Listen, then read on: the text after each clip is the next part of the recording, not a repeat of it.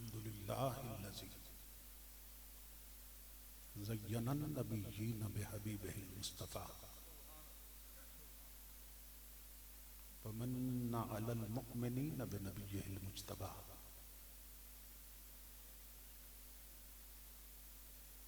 الصلاة والسلام على سيدنا ومولانا محمد خير الورى وعلى آله وأصحابه المتأدبين بالتقوى أما بعد أعوذ بالله السميع العليم من الشيطان اللعين الرجيم بسم الله الرحمن الرحيم اهدنا الصراط المستقيم صدق الله مولانا العظيم ان الله وملائكته يصلون على النبي يا ايها الذين امنوا صلوا عليه وسلموا تسليما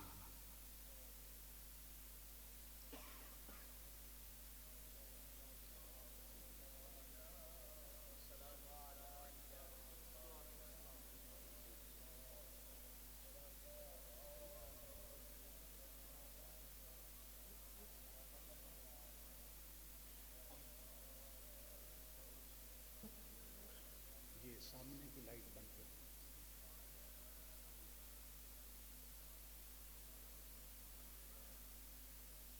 لائق صد احترام سرمایہ ملت محترم المقام حضرت علامہ ڈاکٹر نوید اقبال صاحب دامت برکاتہ مولانا، دیگر معزز مشائخ و علماء کرام اور معظم حاضرین و سامعین، اللہ رب العزت کا لاکھ لاکھ شکر ہے کہ جس نے اپنی توفیق خاص سے آپ کو اور مجھے آج کی اس عظیم الشان، عظیم المقاصد اور کثیر البرکات کانفرنس میں حاضری کا شرف عطا کیا اور اپنا اور اپنے پاک بندوں کا ذکر پاک سننے اور سنانے کی توفیق عطا فرمائی۔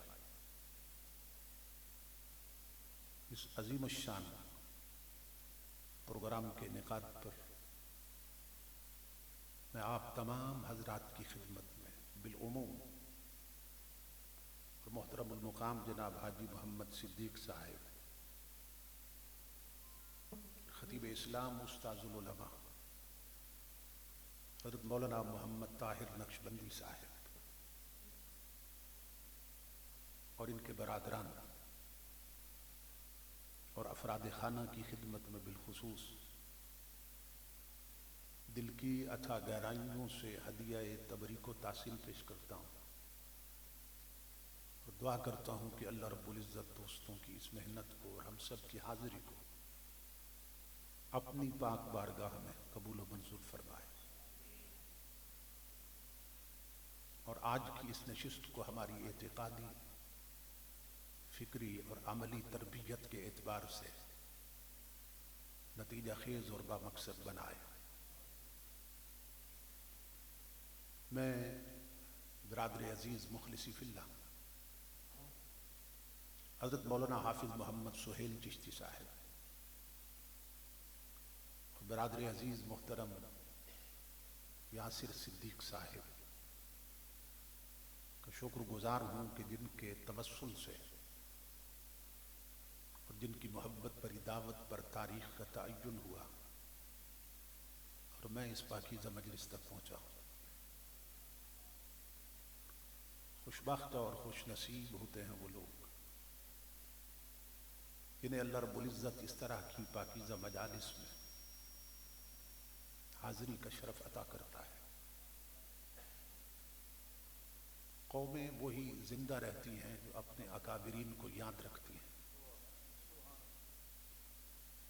جو قوم اپنے بڑوں کو یاد نہ رکھے وہ کبھی بڑی نہیں ہوتی ہے۔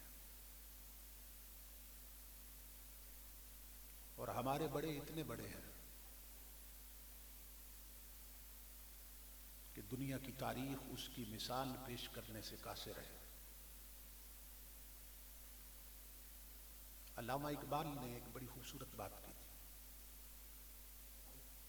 کہ ہر قوم کو آگے دیکھنے کی ضرورت ہے کہ ان کے پیچھے کچھ نہیں ہے، اور مسلمان قوم کو پیچھے دیکھنے کی ضرورت ہے کہ جب وہ پیچھے دیکھتی ہے تو اس کی پشت پر کہیں فاروق اعظم کھڑے ہیں، کہیں امام اعظم کھڑے ہیں، کہیں غوث اعظم کھڑے ہیں، اور کہیں اعلی حضرت کھڑے ہیں۔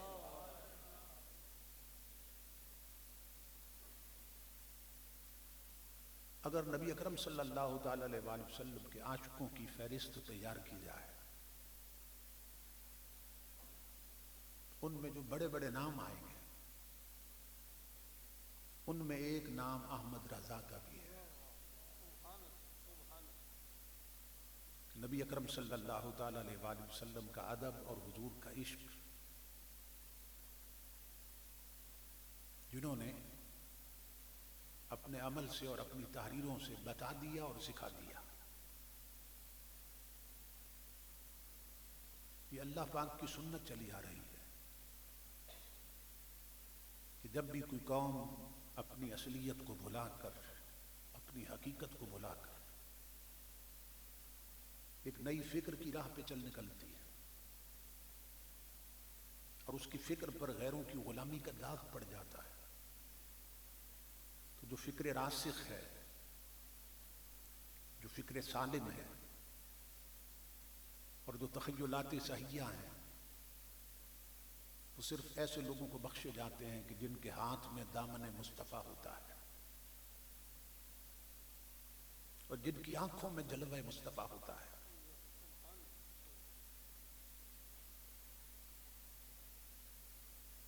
انگریز نے دو فتنے کھڑے کیے تھے، ایک فتنہ وہابیت اور ایک فتنہ قادیانیت۔ ان دونوں کا بیج انگریز نے بویا ہے، اور پھر اس کو پانی دیا، اس کی آبیاری کی، اس کی پشت پناہی کی، اس کو امداد دی۔ ایک فتنہ وہابیت جو عرب میں اٹھایا گیا، ایک فتنہ قادیانیت جو ہماری اس زمین پہ اٹھایا گیا۔ اللہ رب العزت کی سنت ہے کہ جب بھی کوئی فتنہ سر اٹھاتا ہے اس کو کچلنے کے لیے اپنے کسی بندے کو بھیج دیتا ہے۔ تو فتنہ قادیانیت کو کچلنے کے لیے اس نے میر علی شاہ عطا کیا، اور فتنہ وہابیت کا سر کچلنے کے لیے اس نے احمد رضا عطا کیا۔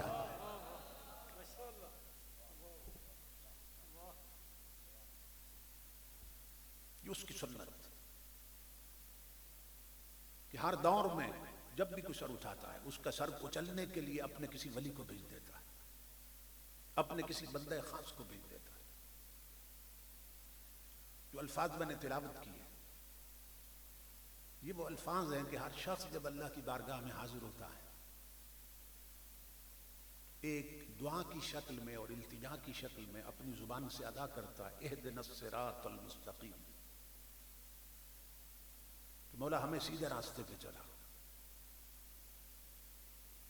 یہ توجہ طلب بات ہے کہ ایک شخص مصلی پہ کھڑا ہے، ہاتھ باندھ کے کھڑا ہے، اللہ کی بندگی کی نیت اور انٹینشن کے ساتھ کھڑا ہے، قبلہ روح ہو کے کھڑا ہے، کپڑے پاک ہیں، جسم پاک ہے، جگہ پاک ہے، پھر کیوں عرض کرتا ہے مولا مجھے سیدھے راستے پہ چلا؟ کیا یہ سیدھا راستہ نہیں جس پہ چل رہا ہے؟ کہ ہاتھ بندھے ہیں، اللہ کی بندگی کی نیت سے کھڑا ہے اور قبلہ روح ہو کے کھڑا ہے، پھر عرض کرتا ہے سیدھے راستے پہ چلا۔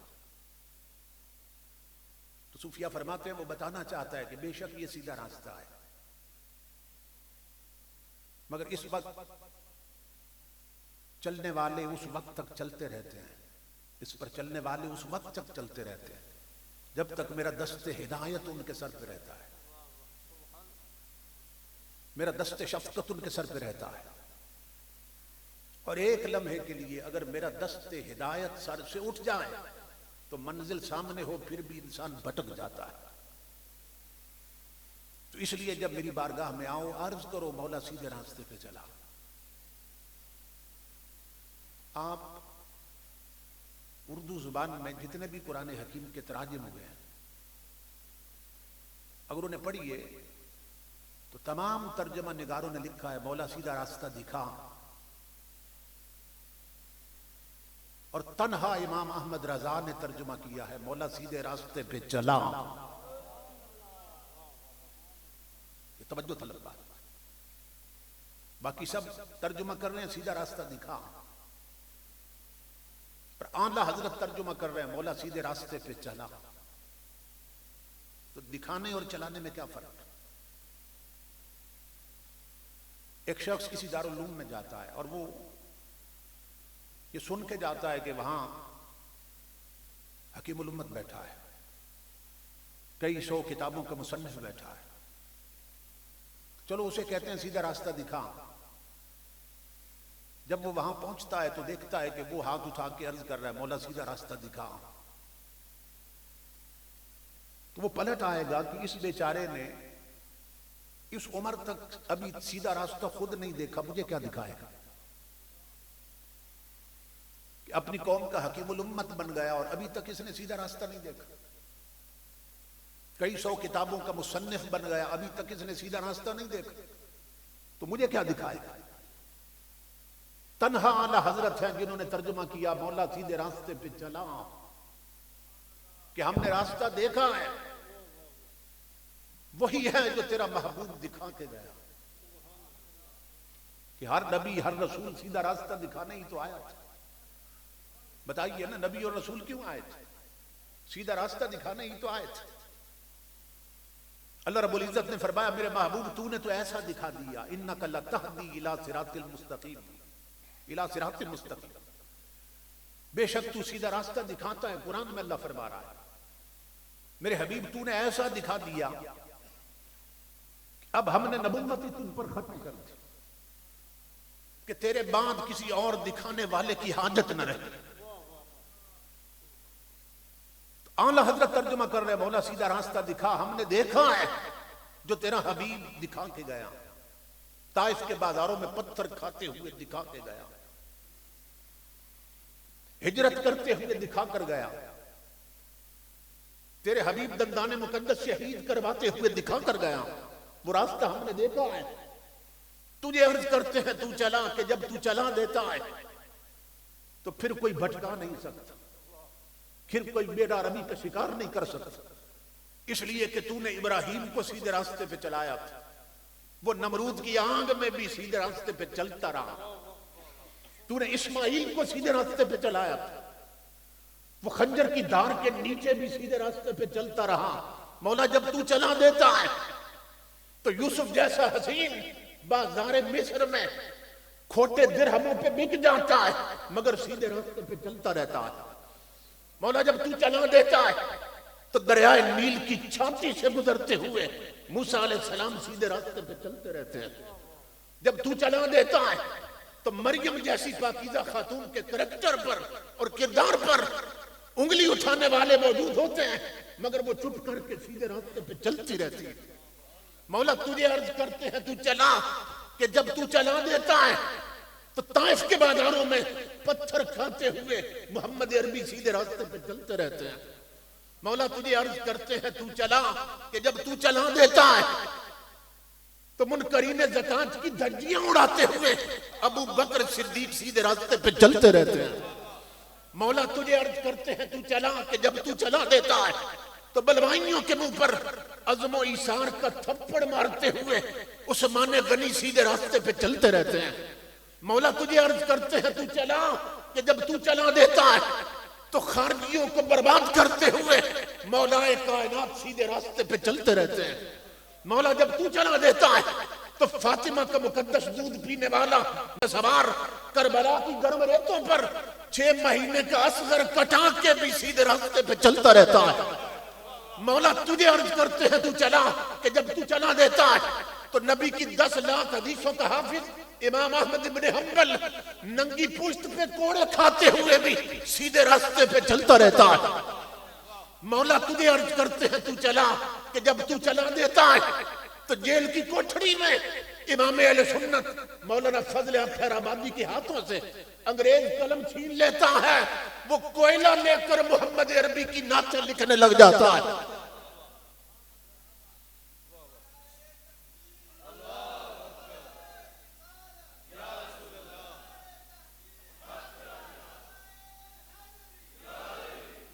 اس لیے تجھے عرض کرتے ہیں تو چلا کہ میرے مولا جب تو چلا دیتا ہے تو شیطنت یزیدیت اور طاغوتی طاقتیں تڑپ تڑپ کے مر جاتی ہیں مگر جنہیں تو چلا دیتا ہے وہ کٹتے بھی رہتے ہیں وہ چلتے بھی رہتے ہیں.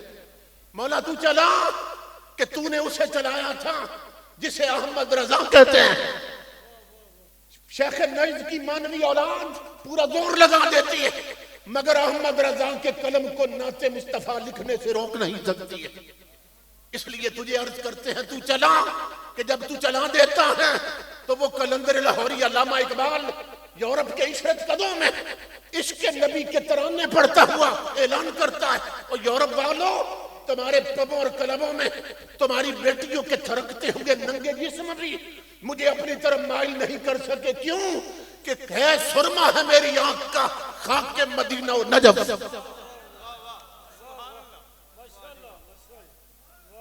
خیرہ نہ کر سکا مجھے جلوہ دان سے فرنگ سرما ہے میری آنکھ کا خاک کے مدینہ و نجف. اس لیے مولا عرض کرتے ہیں تو چلا کہ جب تو چلا دیتا ہے تو شیطنت اور طاغوتی طاقتیں تڑپ تڑپ کے مر جاتی ہیں مگر جنہیں تو چلا دے وہ کٹتے بھی رہتے ہیں وہ چلتے بھی رہتے ہیں. اب اندازہ ہوا کہ دکھانے اور چلانے میں کیا فرق. جنہوں نے کہا دکھا وہ بستر اٹھا کے آج تک ٹھوکریں کھاتے پھر رہے ہیں مگر نہیں دیکھا. جس نے کہا تھا مولا چلا وہ بریلی سے چلا ہے تو سیدھا گنبد خضرا تک پہنچا. اگر قرآن کی حقیقتوں کو سمجھنا چاہتے ہو اور قرآن و سنت کی صحیح ترین تعبیرات کو سمجھنا چاہتے ہو تو اعلیٰ حضرت کا ترجمہ کنز الایمان گھر میں رکھو. یہ ایمان کا خزانہ ہے. امام الانبیاء کے غلاموں میں جب باقی تراجم کے ساتھ اعلیٰ حضرت کے ترجمے کو کمپیئر کرتا ہوں نا اس کا کمپیریزن کرتا ہوں موازنہ کرتا ہوں تو ایسے لگتا ہے کہ باقی سارے مبتدی طالب علموں کی طرح ابھی ترجمہ کرنے کی مشق کر رہے ہیں اور اعلیٰ حضرت درجہ امامت پہ بیٹھے ہوئے ہیں. ایسے لگتا ہے باقی ابھی ترجمہ کرنے کی مشق کر رہے ہیں اور امام احمد رضا اعلیٰ حضرت درجہ امامت پہ بیٹھے ہیں. اور اس پر چند مثالیں سنیے. امام الانبیاء کے غلاموں بسم اللہ الرحمن الرحیم اس کا ترجمہ پڑھ لیں. ڈپٹی نذیر احمد کا ترجمہ پڑھ لیں. مودودی صاحب کا ترجمہ پڑھ لیں. دیگر جتنے اردو تراجم وہ سب پڑھ لیں. سب نے ترجمہ کیا شروع کرتا ہوں اللہ کے نام سے. شروع کرتا ہوں لفظ اللہ چوتھے نمبر پہ آیا ہے اور ترجمہ کہاں سے شروع ہوا؟ شروع کرتا ہوں سے شروع ہوا. ان 3 لفظوں سے شروع ہوا. سب نے ترجمہ کیا اور شروع کرتا ہوں پہلے رکھا لفظ اللہ چوتھے نمبر پہ رکھا. قربان جائیں اللہ حضرت پر بسم اللہ کے ترجمے میں ہی بتا دیا کہ کلم احمد رضا کا ہے پیچھے فیض سارا مصطفیٰ کا ہے.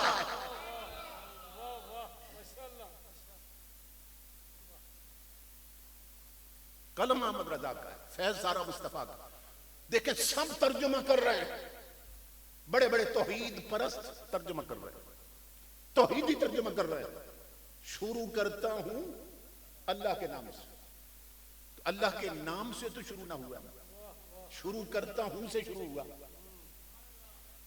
اعلی حضرت قربان جائیں آپ کی بصیرت اور بصارت پر، امام اہل سنت نے کیا ترجمہ کیا؟ اللہ کے نام سے شروع، لفظ اللہ پہلے نمبر پر رکھا۔ تو یہ واحد ترجمہ ہے جو اس میں ذات سے شروع ہو رہا ہے، اللہ کے نام سے شروع۔ اور سب نے ترجمہ کیا شروع کرتا ہوں۔ بتائیے کہ قرآن صرف مردوں کے لیے اترا ہے یا عورتوں کے لیے بھی اترا ہے؟ سب کے لیے اترا ہے۔ شروع کرتا ہوں یہ ترجمہ مردوں کا ہے یا عورتوں کا ہے؟ عورتوں کہے گی شروع کرتی ہوں، تو عورتوں کی ترجمانی کہاں گئی؟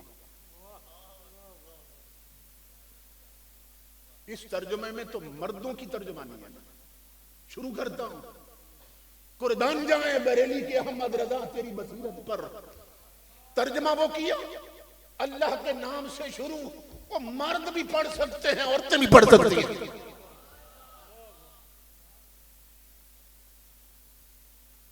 یہ کمال صرف یہاں پہ نہیں ہے، یہ کمال صرف یہاں پہ نہیں ہے۔ آگے ایاک نعبد و ایاک نستعین، سب نے ترجمہ کی ایاک نعبد، ہم تیری ہی عبادت کرتے ہیں، و ایاک نستعین، اور تجھی سے مدد چاہتے ہیں۔ اب یہ ترجمہ بھی مردوں کے لیے، عورتوں کی نمائندگی کہاں گئی؟ اعلی حضرت نے ترجمہ کیا تجھی کو پوجیں اور تجھی سے مدد چاہیں۔ ایاک نعبد، تجھی کو پوجیں، و ایاک نستعین، اور تجھی سے مدد چاہیں۔ یہ واحد ترجمہ ہے اردو کی تاریخ میں جو مرد بھی پڑھ سکتے ہیں، عورتیں بھی پڑھ سکتی ہیں۔ اور سنتے جائیے امام الانبیاء کے غلام، آگے ہے ان الذین کفروا سواء علیہم انذرتہم ام لم تنذرہم لا یؤمنون۔ سب نے ترجمہ کیا کہ وہ لوگ جنہوں نے کفر کیا، یا وہ لوگ جو کافر ہوئے، یا وہ جو کافر ہیں، آپ انہیں ڈرائیں یا نہ ڈرائیں وہ ایمان نہیں لائیں گے۔ سب کا ترجمہ اٹھا لیں کہ وہ لوگ جو کافر ہوئے یا جو کافر ہیں یا جنہوں نے کفر کیا، آپ انہیں ڈرائیں یا نہ ڈرائیں میرے محبوب، وہ ایمان نہیں لائیں گے۔ تو پھر ایمان کون لائے تھے؟ کفار مکہ میں سے بے شمار کافر ایمان لائے تھے کہ نہیں لائے تھے؟ تو اس ترجمے سے تو یہ ثابت ہو رہا ہے کہ محبوب آپ کافروں کو ڈرائیں یا نہ ڈرائیں وہ ایمان نہیں لائیں گے۔ ان قرآن بتا رہا ہے کافر ایمان نہیں لائیں گے، حالانکہ قرآن نہیں بتا رہا، ترجمہ کرنے والے غلطی کر گئے۔ بھئی کافروں نے کلمے پڑھے کہ نہیں پڑھے؟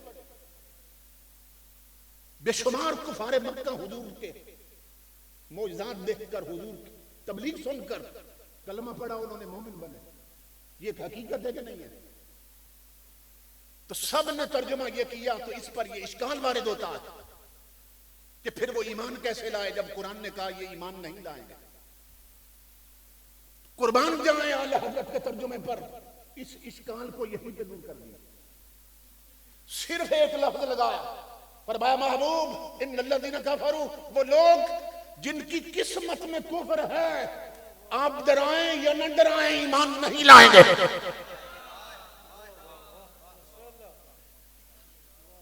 سمجھ رہے ہیں؟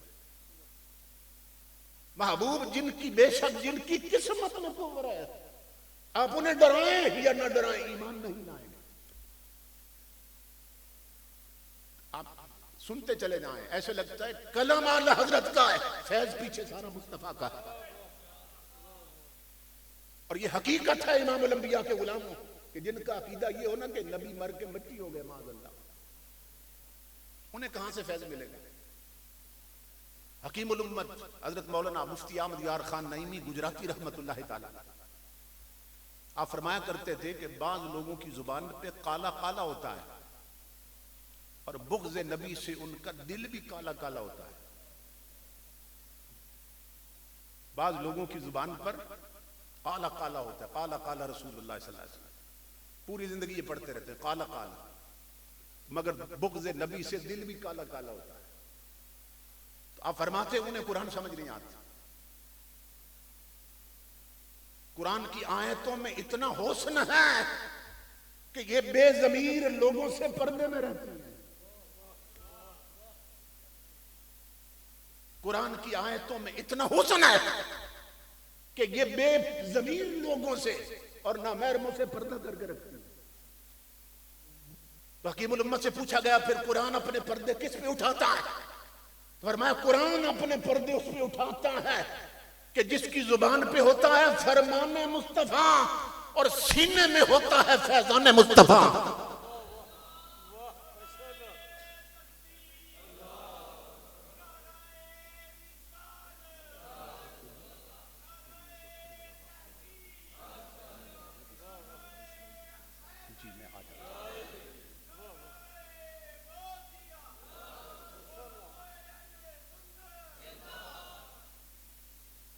یہ یاد رکھو امام الانبیاء کے غلاموں، بڑے تراجم ملیں گے آپ کو مارکیٹ میں، مگر اس کا ترجمہ پڑھو جس کی زبان پہ ہو فرمان مصطفیٰ اور سینے میں ہو فیضان مصطفیٰ صلی اللہ علیہ وسلم. بس ایک آخری مثال دے کے پھر امام الانبیاء کے غلاموں دوسرے پہلو کی طرف آتے ہیں. ممبر پہ آپ سنیں گے بعض لوگوں سے کہ تم کہتے ہو ولی نبی ان کی دعاؤں سے تقدیریں بدل جاتی ہیں. تو اللہ پاک تو قرآن میں فرما رہا ہے یمحو اللہ ما یشاء ویثبت وعندہ ام الکتاب. اللہ جو چاہتا ہے مٹا دیتا ہے، جو چاہتا ہے ثابت رکھتا ہے، جو چاہتا ہے لکھتا ہے، جو چاہتا ہے مٹا دیتا ہے. اور تقدیر کی کتاب اس کے ہاتھ میں ہے. جب تقدیر کی کتاب اللہ کے ہاتھ میں ہے اور وہ جو چاہے لکھتا ہے، جو چاہے مٹا دیتا ہے، تو پھر یہ ولی نبی کیا کر سکتے ہیں؟ آیت نمبر بھی بتائیں گے، ترجمہ آپ گھر جا کے پڑھیں گے تو یہی ترجمہ ہوگا. آپ کہیں گے بھئی اس نے تو ٹھیک کہا ہے، سب کچھ اللہ کے اپنے ہاتھ میں ہے، وہ جو چاہے لکھ دے، جو چاہے مٹا دے. یہ ولی نبی تو کچھ بھی نہیں کر سکتے. یہ وہ فکر ہے جو جاہلوں نے پھیلا رکھی. اب آئیے امام احمد رضا کی طرف، اعلی حضرت.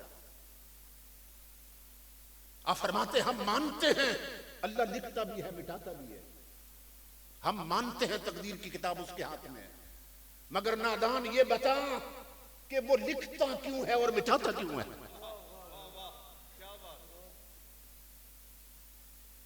آپ سنتے چلے جائیں.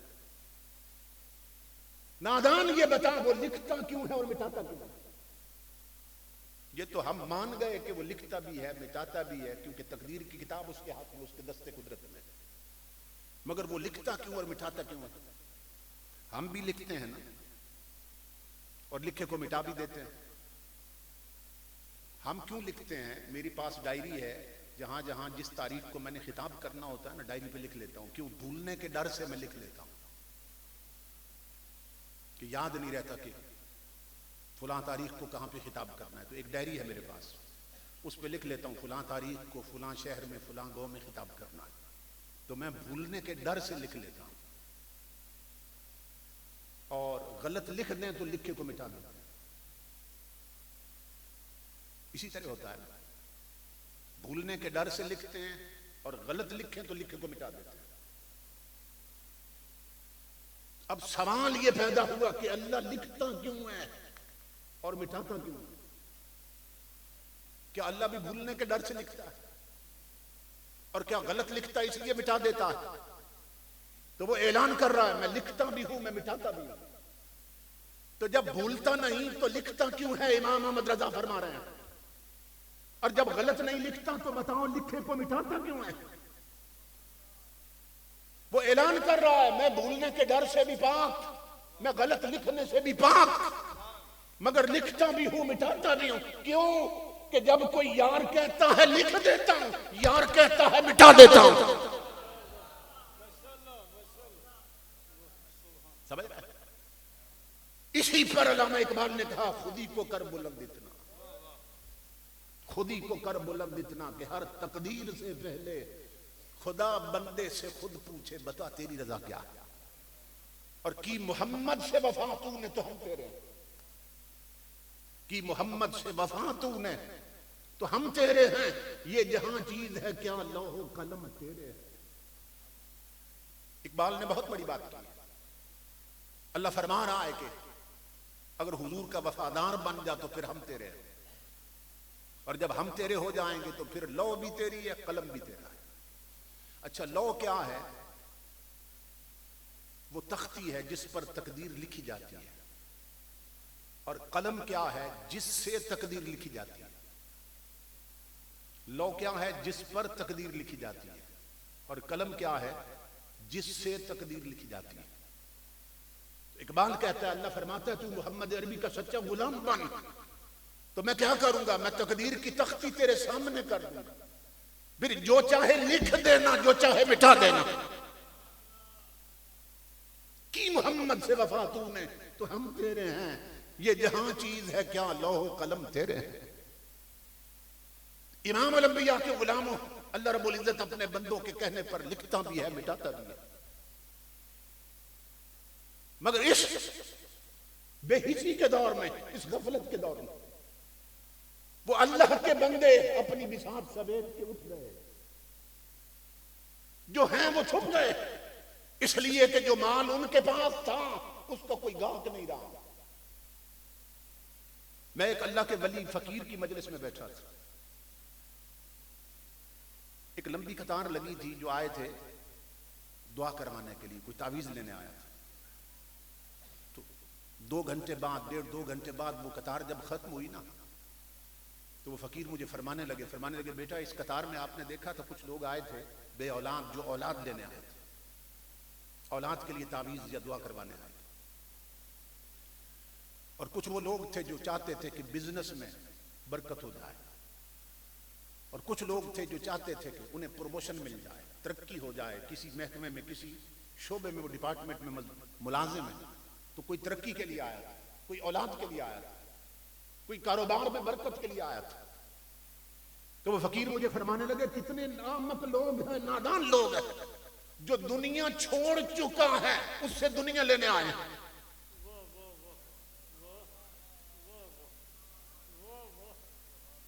سمجھنے کی کوشش کریں. اس فقیر نے رلا دیا، اس نے کہا کتنے نادان لوگ ہیں جو دنیا چھوڑ چکا ہے اس سے دنیا لینے آئے ہیں. فرمایا بیٹا میری 80 سال عمر ہو گئی، میں نے رات کو بھی دروازہ کبھی بند نہیں کیا.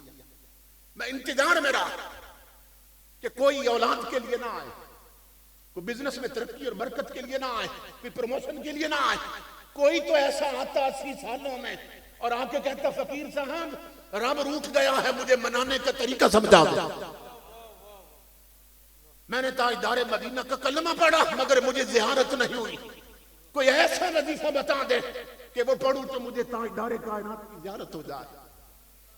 فرمایا جو مال ہمارے پاس ہے اس کا کوئی گاہک نہیں رہا. وہ جو بیچتے تھے دوائے دل وہ دکان اپنی اٹھا گئے. تو یہ فتنوں کا دور ہے تاجدار کائنات کے غلاموں. اس دور میں ہم نے اپنے ایمان کو بچانا ہے، اپنی فکر کو بچانا ہے، اپنے عقیدے کو بچانا ہے. امام الانبیاء نے فرمایا تھا میری امت پہ وقت آنے والا ہے یصبح الرجل مؤمنا ویمسی کافرا، یمسی مومنا ویصبح کافرا، کہ بندہ صبح مومن ہوگا اور شام تک کافر ہو چکا ہوگا. شام کو مومن ہوگا اور صبح تک کافر ہو چکا ہوگا. کیوں؟ اس لیے کہ اسے ہر چیز کی فکر ہوگی مگر اسے اپنے ایمان کی فکر نہیں ہوگی. آج دیکھ لیں ہماری میجارٹی کو، اکثریت کو ہر چیز کی فکر ہے مگر اپنے عقیدے اور ایمان کی فکر نہیں.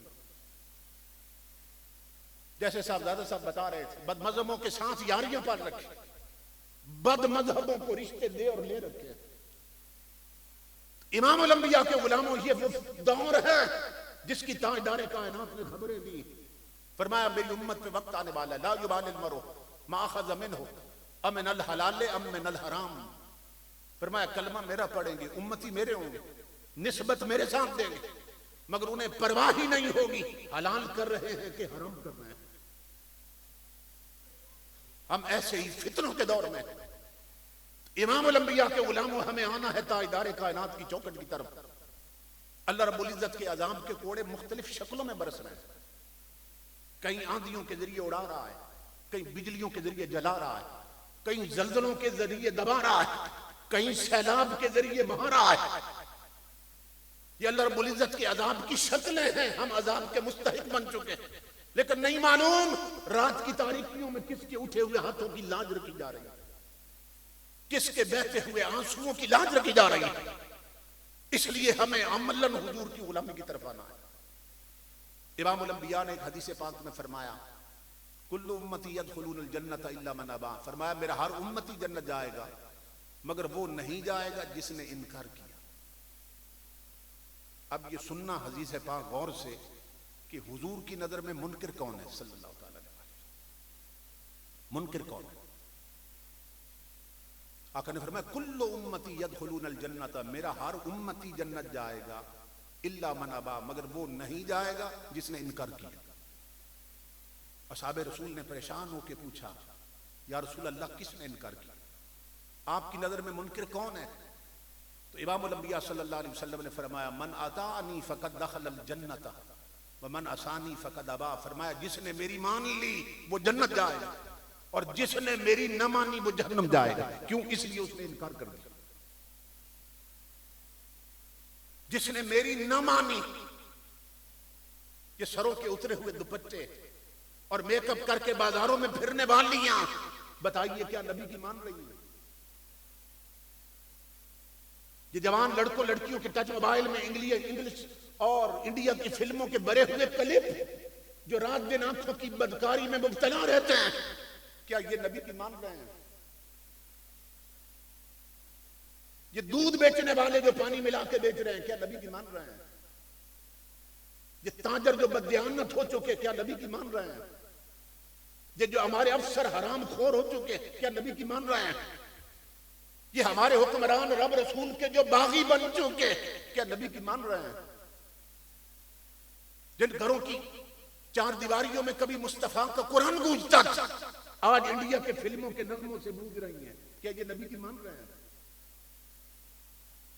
جن کی شادیوں پر درس قرآن ہوتا تھا، درس حدیث ہوتا تھا، وہاں ڈیک لگے ہیں اور انڈیا کی فلموں کے گانے چل رہے ہیں، کیا یہ نبی کی مان رہے ہیں؟ یہ ڈھولکی کی تھام پر رقص کرنے والیاں شریف زادیاں نبی کی مان رہی ہیں؟ امام الانبیاء نے فرمایا جس نے میری نہ مانی اس نے انکار کیا اور وہ جہنم جائے گا. تاجدار انبیاء فرماتے ہیں جب اللہ رب العزت نے معراج کی رات مجھے دوزخ دکھائی نا تو رأیت اکثر اہلہا الاغنیاء، اور دوسری روایت میں رأیت اکثر اہلہا النساء. آقا فرماتے ہیں اپنی امت کے اکثر امیروں کو میں نے جہنم میں جلتے دیکھا اور اپنی امت کی عورتوں کی اکثریت حضور فرماتے ہیں میں نے جہنم میں جلتے ہوئے دیکھے. مردوں کے لیے پھر کوئی نہ کوئی جلسہ ہوتا ہے جس میں مرد حضرات آتے ہیں اور کوئی دین کی بات سن لیتے ہیں. عورتوں کے لیے تو ہمارے ہاں تربیت کا فقدان ہے. دور دور تک عورتوں کی تربیت کے لیے کوئی اس طرح کا اہتمام نہیں ہوتا. امام الانبیاء فرماتے ہیں اپنے تاجدار انبیاء فرماتے ہیں کہ اپنی امت کی عورتوں کی اکثریت میں نے جہنم میں جلتی ہوئی دیکھی. کیوں؟ اس لیے کہ جب عورت بے پردہ گھر سے نکلتی ہے نا تو لعن اللہ الناظر والمنظور الیہ. امام الانبیاء فرماتے ہیں جو بے پردہ نکلتی ہے اس پر بھی لعنت اور جو اس کو گھورتے ہیں ان پر بھی لعنت. ایک عورت بے پردہ گھر سے نکلتی ہے تو دوسری حدیث میں حضور فرماتے ہیں شیطان خوشی سے ناچنے لگ جاتا ہے اور ناچتے ہوئے کیا کہتا ہے؟ کہتا ہے انت نصف جندی. اس بے پردہ عورت کو دیکھ کر کہتا ہے تو میرا آدھا لشکر ہے. یعنی لاکھوں شیطان مل کر اتنا نہیں گمراہ کریں گے جتنا تو بے پردہ ایک عورت کر کے آئے گا. تو ہمارے بازاروں میں ایک نکلتی، یہاں تو لگتا ہے ایسے بازار بنے ہی عورتوں کے لیے. تو تاجدار انبیاء نے فرمایا میں نے اپنی امت کی عورتوں کی اکثریت جہنم میں جلتے ہوئے دیکھی، اور اپنی امت کے امیروں کی اکثریت میں نے جہنم میں جلتے ہوئے دیکھی. سیدنا صدیق اکبر اللہ سے جب دولت مانگتے تھے نا تو ساتھ عرض کرتے تھے مولا دولت دے بے انتہا عطا کر، مگر دل یہی رکھنا دولت آئے تو کہیں ابو بکر کا دل بدل نہ جائے. تو جہاں دولت آتی ہے وہاں گھروں سے دین گھٹنے لگ جاتا ہے. دولت دین نکال دیتی ہے گھروں سے. آپ دیکھیے کہ ہمارے جو بڑے ہیں دادا نانا ان کے پاس اتنے وسائل تھے جتنے آج ہمارے پاس، ان کے پاس اتنے کپڑے تھے جتنے آج ہمارے پاس، ان کے پاس اتنی سہولتیں تھیں جتنی آج ہمارے پاس. ہمارے پاس رزق ان سے زیادہ ہے، کپڑے ان سے زیادہ ہیں، سہولتیں ان سے زیادہ ہیں. لیکن امام الانبیاء کے غلاموں اب اس کی اپوزٹ سوچئے، جتنی غیرت شرم حیا ان کے پاس تھی آج ہمارے پاس ہے، جتنی دینداری اور غیرت ان کے پاس آج ہمارے پاس. تو سوال یہ پیدا ہوا کہ کیا وجہ ہے کہ گھر میں سہولتیں دولت بڑھتی گئی، نبی کا دین گھٹتا کیوں گیا؟ یہ دولت کا مزاج ہے کہ جس گھر میں دولت ہو اور ناجائز طریقے سے آئے یا اس سے زکات نہ دی جائے وہ دولت برباد کر دیتی ہے گھر والوں کو جہنمی بنا دیتی ہے.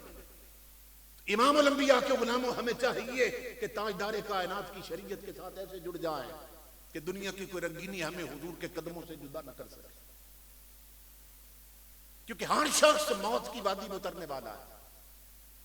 وقت سے بھی برکت نکل چکی ہے. حضور کی حدیث پاک ہے، امام الانبیاء فرماتے ہیں کہ ایک وقت آئے گا کہ وقت سے بھی اللہ برکت نکال دے گا. اور دیکھیں کہ زندگی کتنی تیزی سے گزرتی جا رہی ہے. آپ نے فرمایا سال اتنا تیزی سے گزرے گا جیسے مہینہ گزرتا ہے، اور مہینہ اتنا تیزی سے گزرے گا جیسے ایک ہفتہ گزرتا ہے، اور ہفتہ اتنا تیزی سے گزرے گا جیسے ایک دن گزر جاتا ہے. اور حضور نے فرمایا دن اتنا جلدی گزرے گا جیسے شعلے کی لپک ہوتی ہے. یہ مشکات کی حدیث ہے حضور صلی اللہ علیہ وسلم. تو ہر شخص موت کی وادی کی طرف بڑھ رہا ہے، مگر ہمارے گھر میں، ہماری ماؤں بہنوں بیٹیوں میں، ہمارے مردوں میں سے کتنے ہیں جنہوں نے موت کے لیے اپنے آپ کو تیار کر رکھا؟ حافظ سہیل صاحب فرما رہے تھے کہ یہ بات ضرور سنا ہے اور یہ ہے بھی سنانے والا. انڈیا میں جو گجرات ہے نا، یہ کبھی سٹیٹ ہوتی تھی، تو ملک مظفر اس کا حکمران گزرا ہے. ملک مظفر اس سٹیٹ کا حکمران تھا. اس نے اپنی سٹیٹ کے کسی صوبے کے دورے پہ جانا تھا، تو پہلے اس کے خدام پہنچ گئے. جیسے آج کل جہاں افسروں نے جانا ہو پولیس والے پہلے پہنچ جاتے ہیں، صفائیاں ہو جاتی ہیں، گلیاں صاف ہیں، نالیاں صاف ہو رہی ہیں، سڑکیں صاف ہو رہی ہیں. اس کے سپاہی نہ وہاں پہلے پہنچ گئے. تو جنگل میں ایک غریب عورت رہتی تھی، اس کے پاس ایک دودھ دینے والی گائے تھی. انہوں نے کیا کیا کہ اس گائے کو پکڑ کر ذبح کیا اور اس کے کباب بنا کے کھا گئے.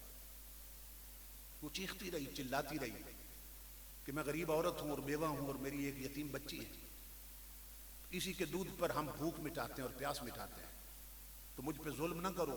تو جنہیں حرام کی لت پڑی ہو وہ کب ٹلتے ہیں؟ اس کی ایک نہ سنی اور اس کی وہ گائے ذبح کر کے بھون کے کھا گئے. وہ بہت روئی. اسے کسی نے کہا کہ جب ملک مظفر آتا ہے نا اس صوبے کے دورے پر، تو وہ صبح سویرے فلاں باغ کی سیر کے لیے نکلتا ہے، اور جو دریان کا پل ہے نا اس پل سے گزر کر پھر آگے جاتا ہے اس باغ میں. اگر تو پل پہ جا کے بیٹھ جا اور اپنی دکھ بھری کہانی اسے سنا دے، اس کے کانوں تک پہنچا سکے، تو ہو سکتا ہے کہ تیرا نقصان پورا ہو جائے. تو وہ بوڑھی عورت صبح سویرے جا کے نا اس پل پہ بیٹھ گئی. ملک مظفر آیا، اپنے گھوڑے پہ بیٹھا ہوا، ساتھ غلام تھے، خدام تھے، آگے آگے جا رہا تھا. جب قریب پہنچا نا، بوڑھی عورت نے چھلانگ لے کے دوڑ کر اس کے گھوڑے کی لگام پکڑ لی. ملک مظفر نے کہا اماں میرے گھوڑے کی لگام کیوں پکڑی ہے؟ کیا کہنا چاہتی ہے؟ اس نے کہا ملک مظفر زیادہ ٹائم نہ تیرے پاس ہے نہ میرے پاس. میری گائے تیرے حرام خور کارندے بھون کر کھا گئے، مجھے صرف اتنا بتا دے میری گائے کا حساب اس پل پہ دے گا یا اس پل پہ دے گا؟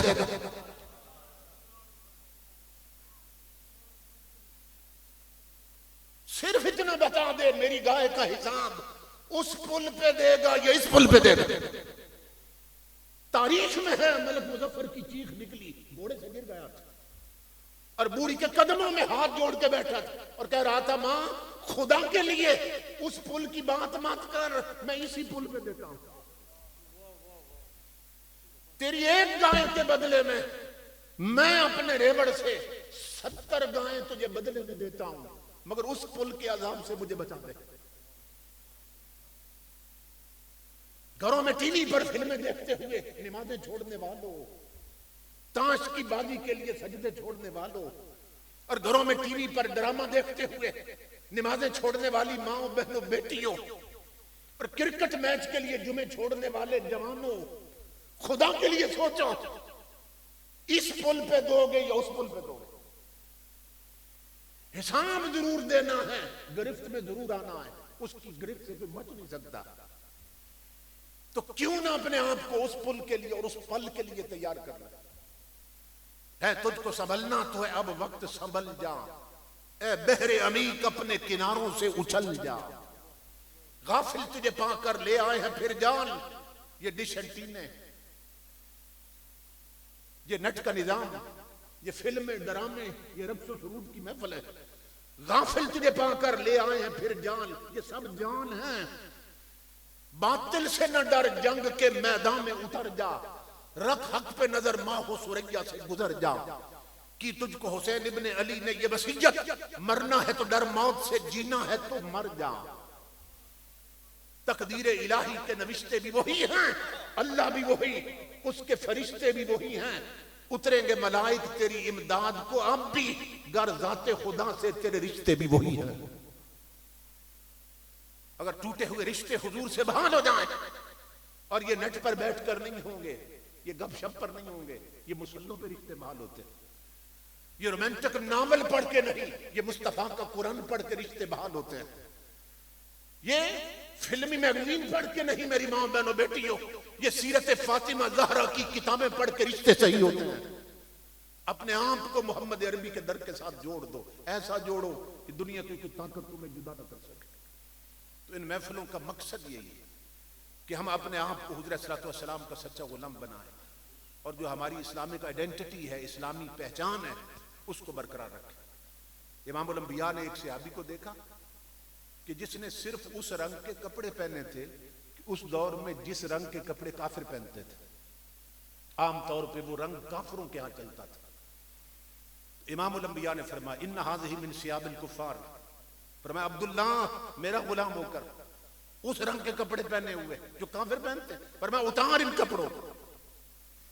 انہوں نے عرض کی یا رسول اللہ یہ رنگ ابھی کچا ہے، پکا نہیں ہوا کپڑوں پہ، تو اگر اجازت دیں تو میں کپڑے اتار کے رنگ اتار دوں، چونکہ رنگ کی وجہ سے منع فرما رہے ہیں۔ سنو امام الانبیاء اتنے جلال میں تھے کہ تاجدار کائنات نے فرمایا کپڑوں سے رنگ نہ اتار، کپڑے اتار کر انہیں آگ لگا دے عبداللہ، کہ میری غیرت یہ گوارا نہیں کرتی کہ میرے امتی کے کپڑے بھی کافروں جیسے ہوں۔ میری طلب یہ ہے کہ لاکھوں میں بھی میرا غلام جا رہا ہو نا تو اس کے لباس سے پتہ چل جائے یہ محمد عربی کا غلام جا رہا ہے،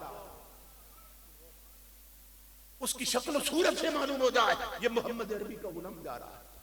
تو تاجدار کائنات کی غیرت یہ ہے، آج حضور کے دل پہ کیا بیت رہی ہوگی۔ مدینے میں کوئی ان کو جا کے یہ دے خبر وہ چلی ہیں زور کی آندیاں کہ چمن حضور کا اڑ چلا، ہم ہی اس چمن کو بچانے والے ہیں۔ بچوں کی گھٹی میں حضور کا قرآن رکھیے، انگلش میڈیم سکولوں میں بعد میں بھیجیے، سب سے پہلے انہیں حضور کا قرآن پڑھائیے، دین سکھائیے انہیں۔ تاجدار کائنات کے غلاموں میں حاجی محمد صدیق صاحب اور ان کے صاحبزادگان سب کو مبارکباد پیش کرتا ہوں کہ رات کے اس لمحے تک آپ حضرات بھی ان کے ساتھ پوری دل جمی کے ساتھ بیٹھے اور ذوق و شوق سے سنا۔ اللہ رب العزت ہم سب کو عمل کی توفیق سے نوازے اور ہمارے ملک کو استحکام عطا فرمائے اور اسلام دشمن طاقتوں کو نیست و نابود فرمائے۔ وما علینا الا البلاغ۔